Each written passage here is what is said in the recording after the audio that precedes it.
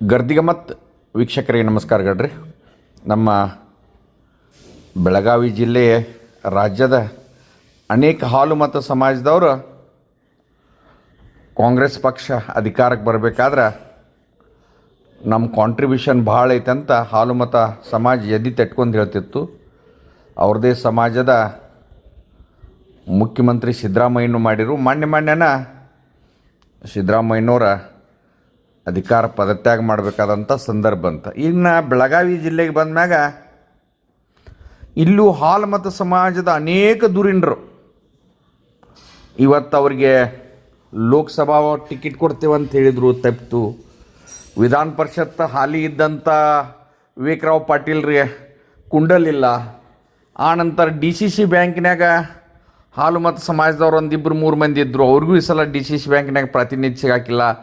ಆದ್ರೆ ಬೆಳಗಾವಿ ನಗರಾಭಿವೃದ್ಧಿ ಪ್ರಾಧಿಕಾರಕ್ಕೆ ಲಕ್ಷ್ಮಣರಾವ್ ಚಿಂಗಳಿ ನಿಪ್ಪಾಣಿಯವ್ರನ್ನ ತಂದು ಅಧ್ಯಕ್ಷರು ಮಾಡಿರ್ತಾರೆ ಆ ತುರಿ ಒಳಗೆ ಲೋಕಸಭಾ ಚುನಾವಣೆ ಒಳಗೆ.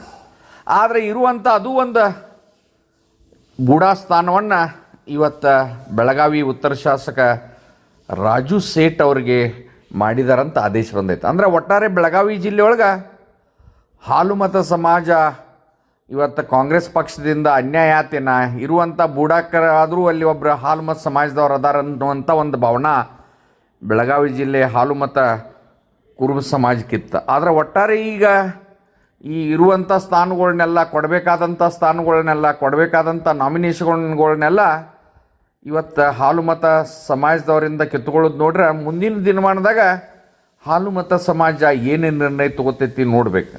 ಯಾಕಂದ್ರೆ ಒಂದು ಕಡೆ ಈ ಎಲ್ಲ ಸ್ಥಾನಗಳು ಕೊಡ್ದನ ಇದ್ದದ್ದು ಕೂಡ 2 ವರ್ಷದಾಗ ಕಸ್ಕೊಂಡಿದ್ದಕ್ಕೆ ಅನೇಕ ಜನ ಹಾಲು ಮತ ಕುರುಬ ಸಮಾಜದವರು ಅಸಮಾಧಾನ ಆದದ್ದು ಕಂಡು ಬರತೈತೆ.